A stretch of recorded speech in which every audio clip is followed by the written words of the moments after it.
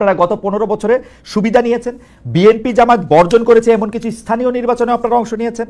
আপনাদের অনুষ্ঠানে সাবেক তথ্যমন্ত্রী, যাকে আসলে নানা মানে পররাষ্ট্রমন্ত্রীও বটে, যাকে নানা অভিধায় অভিহিত করা হয়, সেই ডক্টর হাসান মাহমুদের মতো প্রভাবশালী বিতর্কিত আওয়ামী লীগ নেতার পুরনো ভিডিও এখনো আমরা দেখতে পাচ্ছি, যেখানে তারা আপনাদের সঙ্গে বসে আছেন।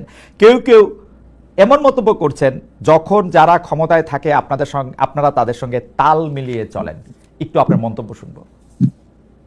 এইটা ভুল বলছেন। যখন যারা ক্ষমতায় থাকে ইসলামী আন্দোলন তাদের সমস্ত সমস্যাগুলি, দুর্নীতিগুলি তুলে ধরে, এটা বলতে পারেন। আচ্ছা, আপনি কি দেখেছেন সেখানে শুধু হাসান মাহমুদকে, সেখানে কি বুলু সাহেবকে দেখেন নাই? দেখছি, আমার পাশে দেখছি। তা সেটা বললেন না কেন? না, বুলু সাহেবকেও দেখছি, হাসান আমার স্বরাষ্ট্রমন্ত্রীর সাথে স্বরাষ্ট্রের সাথে। জি, আপনি বলেন, আপনি শেষ করেন, তারপর আমি বলবো। আমি শেষ করি। আপনার হাসান মাহমুদ সাহেবের সাথে আমার বক্তব্য মানে আমাদেরকে বসতে দেখছেন, কিন্তু তারপরে আমি যখন বক্তব্য দিয়েছি তখন যে এই বক্তব্য দিয়েছিলাম সেটা তো তুলে ধরলেন না। ওই একই স্টেজ আপনি দেখুন সেই বক্তব্য, যে আপনারা বিএনপি বলছেন আমরা এইটা করছি, আওয়ামী লীগ বলছেন আমরা এইটা করছি, কিন্তু কে কত দুর্নীতি করছেন সেটা তো বললেন না। ওই স্টেজে বক্তৃতা দিয়েছি, আপনি শোনেন সেই বক্তৃতা।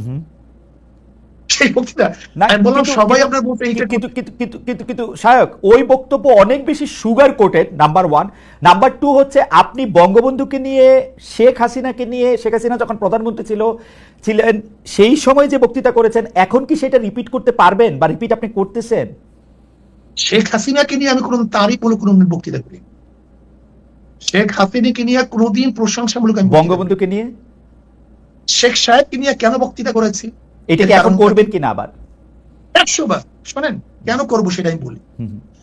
আমি বললাম না আমি কোনো জিনিস রোজাত করি নাই, তো কোনো জিনিস রোজাত করিনি। ওকে, যখন শেখ সাহেবের মূর্তি টানানো হয়েছিল তখন আমি কি বক্তৃতা করেছিলাম, যে 72 বছর পরে যদি লেনিনের মূর্তি ক্যারিয়ান দিয়ে তুলে সাগরে ফেলে দেয় তাহলে আজকে হোক কালকে হোক এই বুড়িগঙ্গা এই মূর্তিকে ফেলানো হবে। এই বক্তৃতা আমার, আমি শুনছি না, আমি যাই না, এবং সেইটা দেখছি। শেখ সাহেবের নিয়ে যে বক্তৃতা করেছিলাম, এটা কি বলতে চেয়েছি দেখেন, শেখ সাহেবের পরিবার কিন্তু এদেশে আসছে ইসলাম প্রচার করার জন্য। আমার মূল উদ্দেশ্যটা কি ছিল? শেখ সাহেব প্রথম কেন অ্যারেস্ট হয়েছিলেন? হিন্দুদের মাধ্যমে তিনি অ্যারেস্ট হয়েছিলেন মুসলমানদেরকে বাঁচাবার জন্য। আমি কি বলেছিলাম? শেখ সাহেব প্রথম কি রাজনীতি শুরু করেছেন? মুসলিম লীগ, পাকিস্তানের পক্ষে রাজনীতি শুরু করেছিলেন। শেখ সাহেব তিনি এইটা করছেন সেইটা করছেন বলছিলাম কেন? নাস্তিকরা শেখ সাহেবকে ধর্মনিরপেক্ষবাদ নাস্তিক পন্থী বানাবার চেষ্টা করছিল।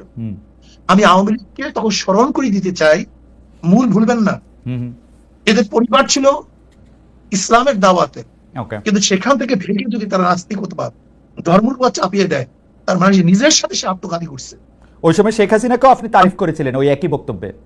আপনি একই লাইনে বলেছিলেন যে শেখ হাসিনাও সেই বাবারই উত্তরাধিকার। আমার যতদূর মনে পড়ে, আমি একটু আগে শুনেছি, এবং তিনিও একই রকম ভালো মুসলমান, তিনি ভালো কাজ করছেন।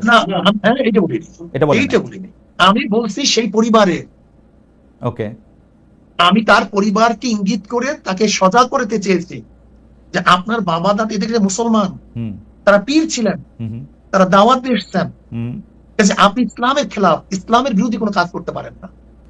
যেরকম কোন ছেলেকে কেউ যদি সতর্ক করায় তখন তার বাপ দাদার কথা বলে, তোমার বাবা এরকম ছিল, দাদা এরকম ছিল, তুমি এই কাজ করতে পারো না। আমার এটি উদ্দেশ্য ছিল। কিন্তু শায়ক, আপনি correct me if I am রং, আপনি কি ওই সময় সাবেক প্রধানমন্ত্রীর সরকারের, শেখ হাসিনা সরকারের এই 3টা খারাপ নির্বাচন, সীমাহীন দুর্নীতি, এগুলি নিয়ে আসলে কোনো এরকম একটা অবস্থান নিয়েছিলেন যেটা আপনার শক্তি দিয়ে আপনি আসলে নিতে পারতেন? আজকে আপনারা যে অবস্থা দেখছেন, এমন কোন বক্তব্য নাই যে বক্তব্যে শেখ হাসিনার এবং তার 14 গোষ্ঠী এই মন্ত্রী পরিষদের আওয়ামী লীগের দুর্নীতি তুলে ধরি নাই, এমন কোন বক্তব্য সময় ছিল। আমার একটা রিডিং হইলো আপনারা সেই সময় প্রধান শত্রু হিসেবে গণ্য করতেন হচ্ছেন জামায়াতে ইসলামীকে, তারপরে আওয়ামী লীগের মন্ত্রীদের কিছু দুর্নীতির কথা আপনি বলতেন, কিন্তু বাংলাদেশের যে মানুষের উন্নয়ন, বাংলাদেশের মানুষের সুবিধা, সেগুলির কথাও বলতেন। তার ফলে সরকার, মানে সেই সময়কার সরকার একরকম খুশি হতো পীর সাহেব চরমনায়ের উপর বা শাহেকে চরমনায়ের উপর, যে তারা আসলে আমাদের পক্ষেই থাকছেন। মানে আমার রিডিং আর কি ওই সময়কার ব্যাপারে।